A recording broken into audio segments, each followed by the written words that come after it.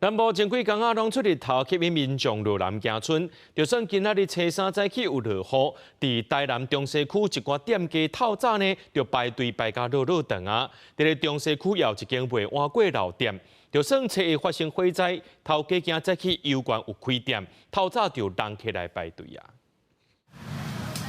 当下烧气滚滚，店家真热烈，包好一碗搁一碗土鱼羹。初三透早，台南虽然落过雨，但无影响民众想要吃好料的决心。中西区国华街透早就出现真侪游客，几啊间店门口拢排满人，就是要吃府城在地的好料。2个碗粿，2个汤。比起国华街一堆游客，附近当地办普济订货、普济街，虽然是还未点灯的透早人较少，犹原有民众趁人少，赶紧来欣赏头顶这寡彩灯。原创者很多，然后看到不同的样貌，每个人的创意都不同，很棒。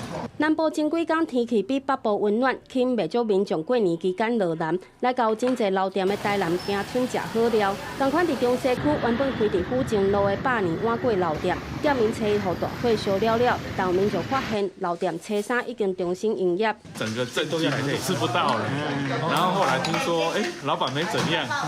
我早上去晨跑，看到好像移到这边来，就来这边看，还好还吃得到。一定要找一个会当个卖的所在嘛，所以我就开始咧搜寻啊，所以我运气也真好，我第一时间甲卡的时候，伊带我位台北倒来。